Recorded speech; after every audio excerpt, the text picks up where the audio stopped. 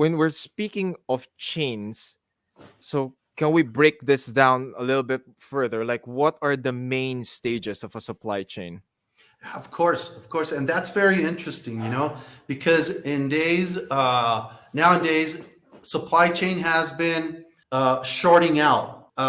Manufacturers want to get closer to the customer in a certain way. From when we talk about business to consumer, okay, manufacturer wants to be closer to the customer, and sometimes distributors are getting out of the picture of a supply chain. We don't want to stock finished goods. So let me tell you a little bit about the normal stages that are integrated in a supply chain. At the beginning, we talk about natural resources. Okay, natural resources play the initial stage of the supply chain. So if we understand natural resources, like I'm going to give a name, Ford Motors. Okay, Ford Motors needs to know how much or what's the cost of the ton of copper as natural resources in order to determine how the price of the car is going to be impacted in the market. Okay, so when we analyze natural resources, it's going to give me detailed information in my manufacturing or my assembly of the car, and the impact that's going to have in the final price for the consumer. All right. So the initial stage, it goes to another stage that is raw material manufacturing of raw materials. Okay, where they mix up iron with copper and probably lead. Okay, so this raw material has to be transformed. So the second stage would be transformation of the natural resources into raw materials that are going to be used in a sub-assembly for a car. So it goes to another stage, let's say a screw, okay? Mm-hmm. A screw. It comes out from a steel bar, okay?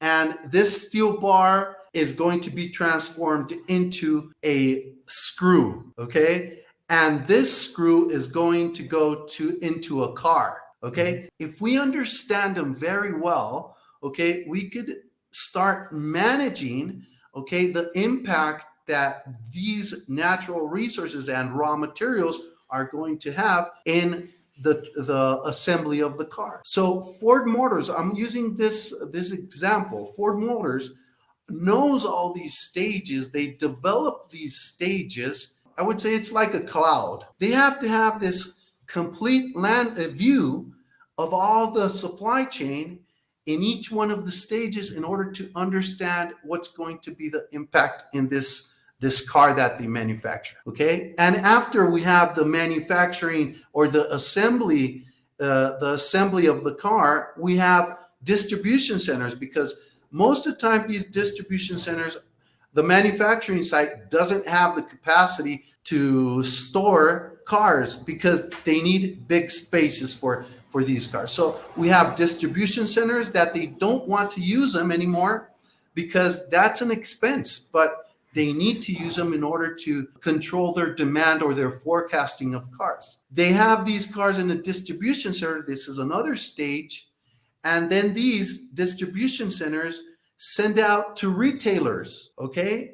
Send out to retailers, and the retailers connect directly with the end user or the consumer, okay? So these stages, we need to understand them. The way to understand it is how from the manufacturing side behind is all the process of raw materials, natural resources that we're going to use in the manufacturing. Okay, we're going to talk about business to consumer focus, and that means how am I going to do my marketing, my publicity? How am I going to do all this in order to have the consumer notified that we have a new car in the market? So all this package of supply chain needs to be controlled.